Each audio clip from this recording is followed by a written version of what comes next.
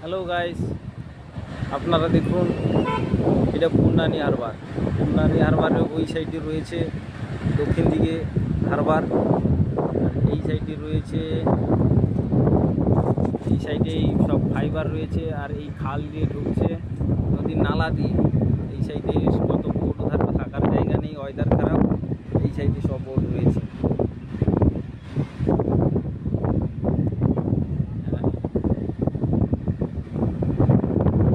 Kerala পূর্ণানী Harbour.